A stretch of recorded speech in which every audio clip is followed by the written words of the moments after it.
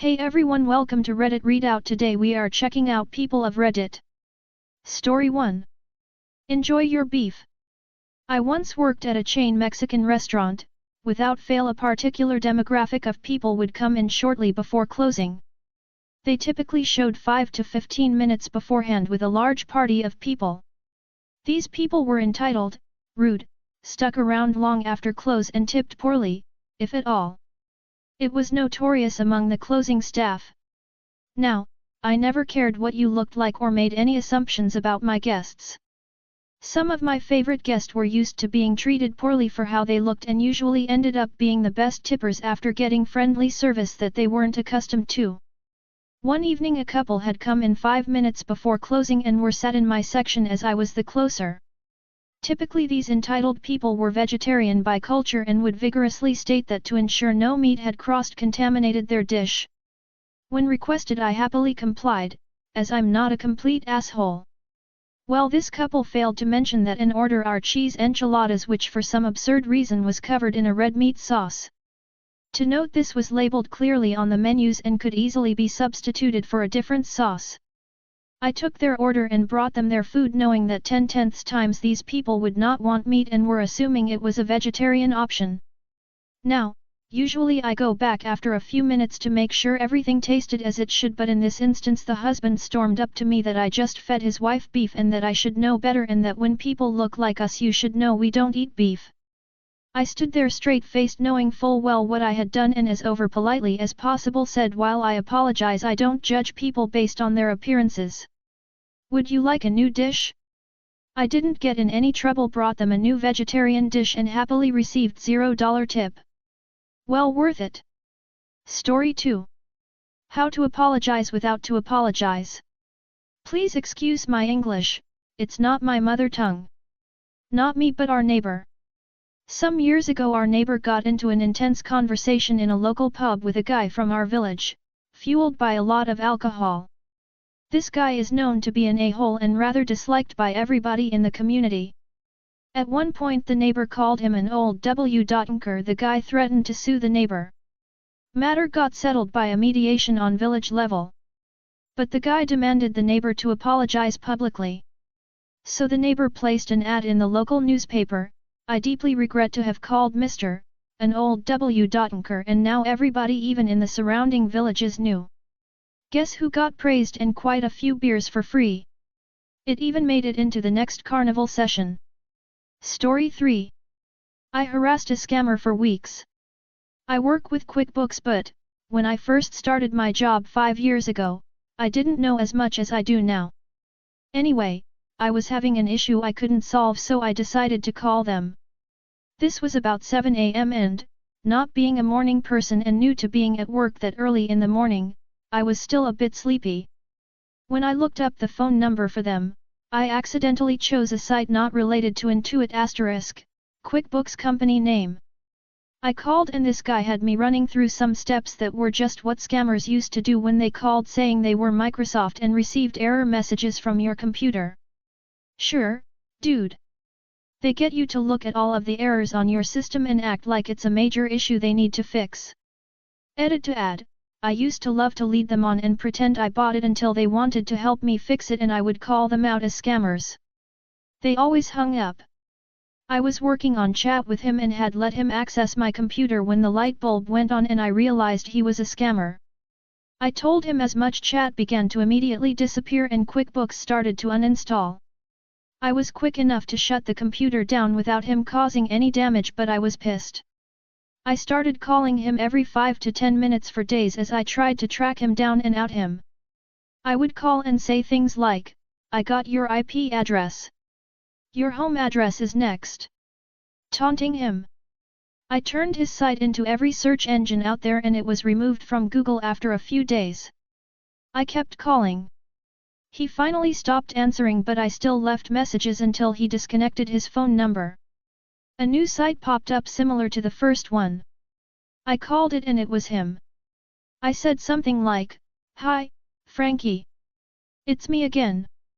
Thought you could scam me and get away with it. But, I found you. I reported this site as well and it was gone in a few days. I never saw another one like it pop up, and it's been about 4 years, but, boy, did I enjoy that. Edit. Fixed spelling of intuit. Story 4. If you try to mess with me, my partner will mess with you. About a year ago I had a rather acrimonious falling out with a friend. We were not super close friends, but had known each other a long time. In my mind, this friend had a history of mild/light substance abuse, and this landed him in hot water multiple times in the past, e.g. job loss, nasty breakups. But as a person, on a purely interpersonal level, he was, mostly, fun to hang out with from time to time, a lively and fun guy. Because of his occasional problems decided to reappear, we had that big falling which started with his rather poor treatment of his ex-girlfriend. She is also a friend of mine.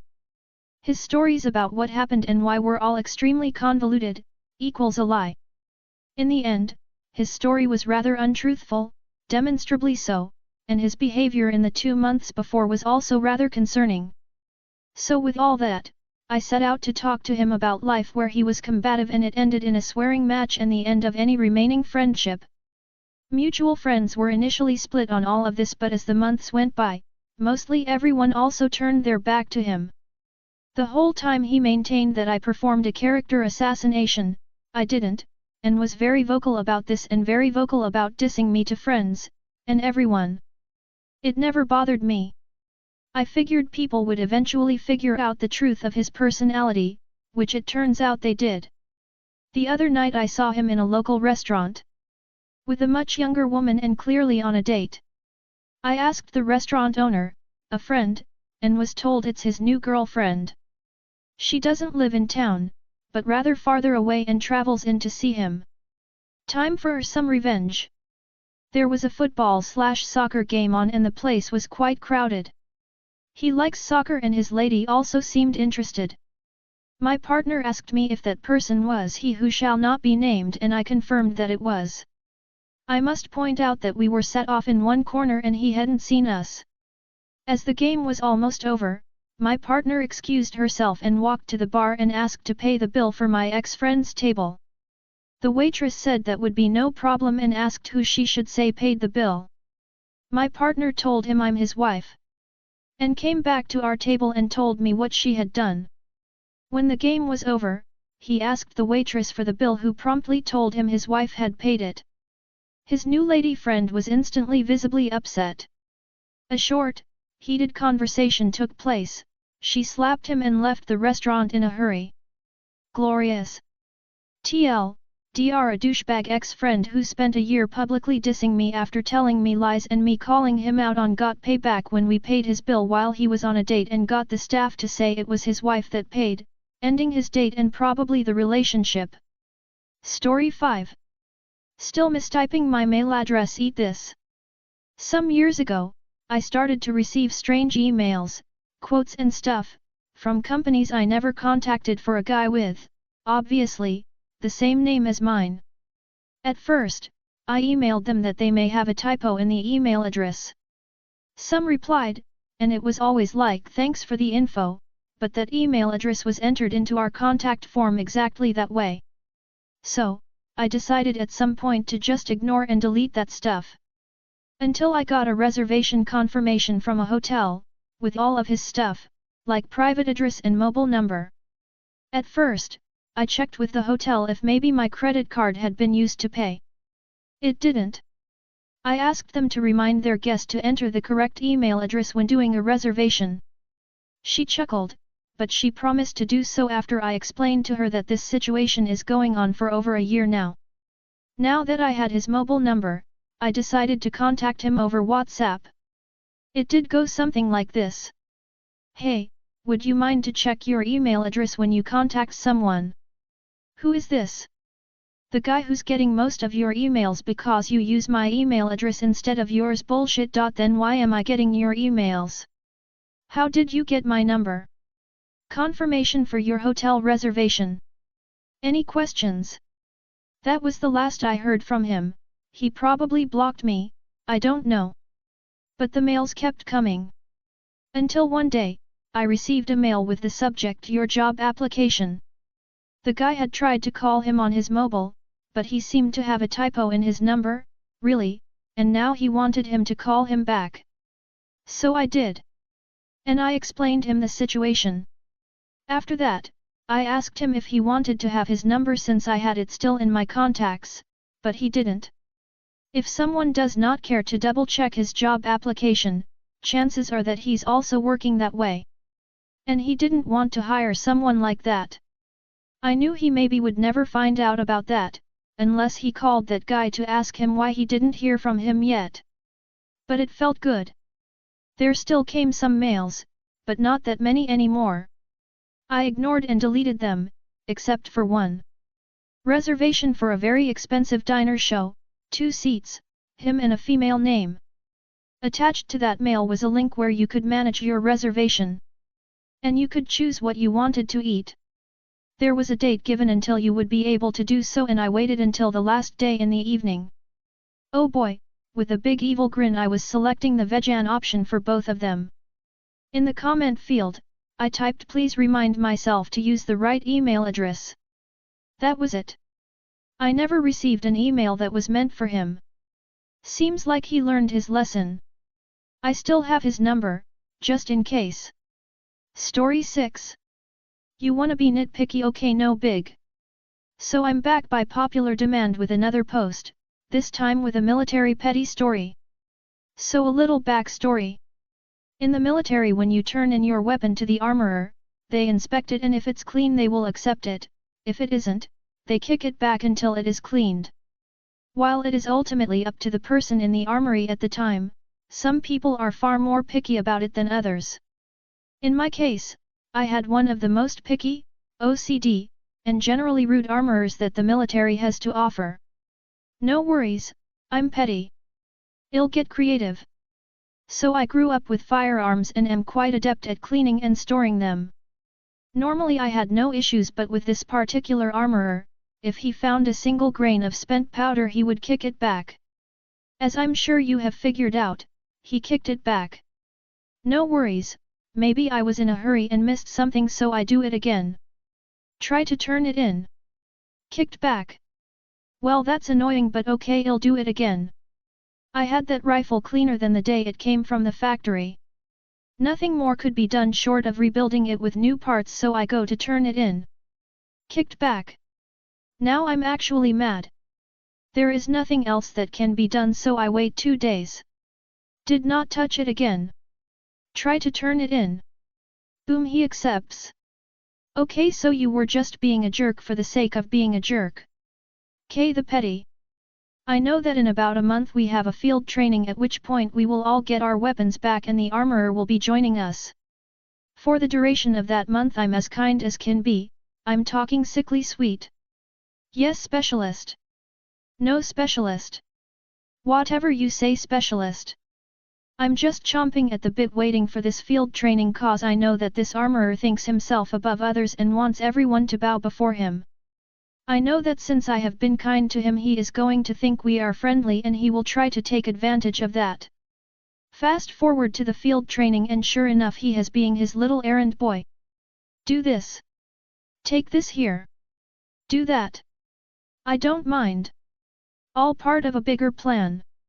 Day 3 of the field training, an opportunity presents itself.